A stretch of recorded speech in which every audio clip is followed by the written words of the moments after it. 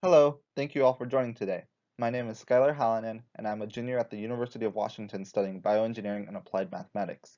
Today I will be presenting Mapping User Trajectories to Examine Behavior and Outcomes in Digital Health Intervention Data, which was presented at the 2019 Workshop for Visual Analytics in Healthcare. This project would not have been possible without the work of Dr. Annie Chen and Justin Chang from the University of Washington, and Dr. David Moore from Northwestern University. Now I will move into the background of our project and the problems we were trying to address. Digital health interventions promoting behavioral change are becoming an increasingly common method to extend treatment delivery. These often utilize a large range of technologies, such as mobile apps. They have many benefits, such as encouraging behavior change and fostering patient-provider communication. However, it may be difficult for clinicians to predict the reach, uptake, and benefits of a digital health intervention. To help address these challenges, recent workshops have provided guidelines for the development and evaluation of digital health interventions. These include measuring engagement through both subjective and objective engagement, finding ways to interpret and analyze large and complicated datasets, and retaining human input and analysis. These goals are familiar to those in the visual analytics community and have been incorporated by others in the field. With this background, we formulated a research goal. To reiterate, there is a need to understand if and for whom a digital health intervention is effective for. Our goal was to help clinicians understand and leverage data from digital health interventions to improve patient outcomes. We created Flowvis to address this goal. It utilizes a flow-based visualization to display trajectories of users throughout an intervention. Trajectories are characterized through participants' intervention usage, communications, and outcomes at different time points. By categorizing users into distinct groups throughout the intervention, clinicians can examine relevant subgroup characteristics and tailor treatments accordingly on an individualized basis. Next, I will talk about the formative work on analyzing digital health intervention data. Data from digital health interventions is inherently hard to analyze. It has a large scale and consists of many types of data, such as usage, questionnaire responses, and text, consisting of emails, chat messages, and text messages between participants and therapists or clinicians. There's a huge challenge to try to condense, analyze, and visualize this information while maximizing coherence and usefulness. For our project, we considered data from a pilot study of IntelliCare, a suite of 12 apps designed to improve symptoms of depression and anxiety. We had 98 participants who used the apps over an 8-week period. We used cluster analysis to identify and differentiate subgroups of patients by their characteristics and behavior in the intervention over time. We tested a variety of different clustering methods and tested their validity using two validation indices, the Silhouette Score and Klinsky-Harabaz Index. Both of these indices determine the quality of generated clusters by examining between-group similarity, in-group similarity, and more. For both of these, a larger score is better. We wanted to explore whether there were clustering methods and validation indices that might be particularly appropriate for use on this type of data. We also wanted to see how methods and validation indices might behave differently with different types of variables. To compare the clustering methods, we clustered patients at 4 separate time points throughout the intervention on both outcome and usage data. We compared the average validation indices using these variable amounts of clusters. Outcome data consisted of questionnaire data on anxiety and depression routinely given throughout the intervention. Usage data consisted of specific app usage from the 12 apps in the IntelliCare suite. Now, I will show you our analysis of these clustering methods. Here's the analysis we did to choose the best clustering method.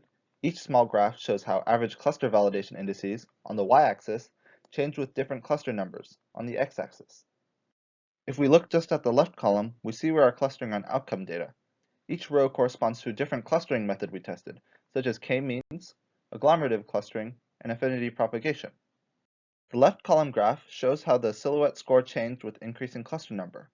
As we increased the cluster number, the silhouette score tended to decrease for all methods. The right column graphs show the Klinsky-Harabaz score, a different index. This score increased with more clusters for all methods, contrasting the silhouette score results. Overall, k-means and agglomerative clustering had similar scores across different cluster numbers, with k-means having a slight edge.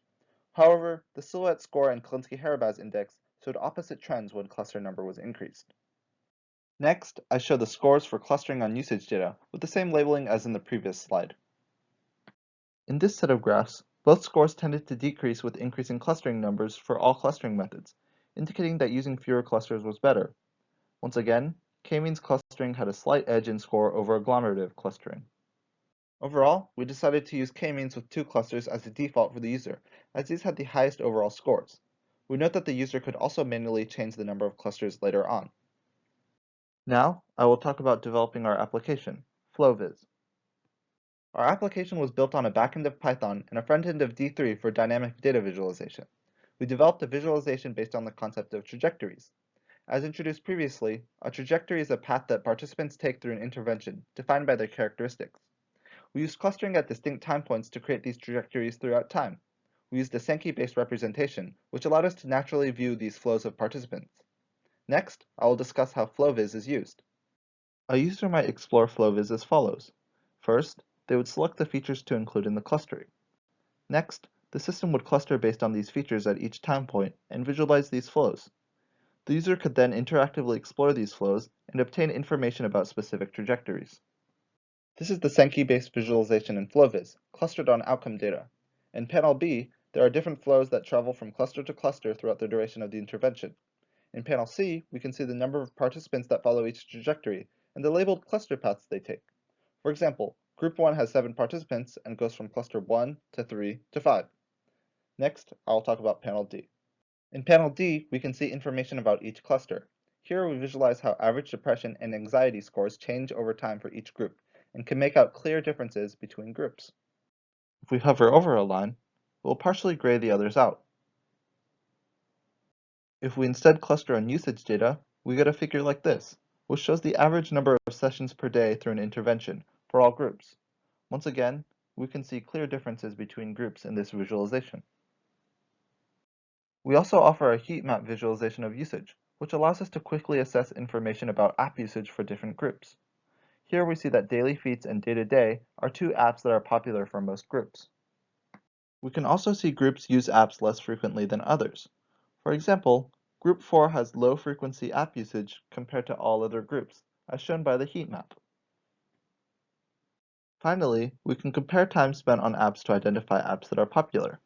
Purple Chill, as shown by the diagram, was most frequently used by most groups. Next, I will talk about future work and conclude. There are some limitations to our work. Our visualizations were susceptible to the presence of small sample size clusters that came up. We could fix this by omitting them or displaying them in a different manner. Although we allow users to change cluster numbers, we chose to use only one clustering method for Flowvis. We could instead allow the user to manually choose which clustering method they wanted, but we might have issues suggesting the best one, as this might be hard to determine. In terms of future work, we want to explore allowing users to customize generated clusters. This would include actions such as merging clusters. Finally, we looked at only one dataset in the study. In the future, we could expand the system for other digital health interventions and apply it to many settings. In summary, we have developed a visualization platform based on participant trajectories that allows for clinicians to easily understand data and adjust treatments accordingly. Our system utilizes a multidimensional analysis of engagement with data routinely collected in interventions. Finally, our prototype has great potential to be further developed and applied to research and clinical settings. With that, I would like to conclude my presentation. Thank you for watching, and I am now open to questions.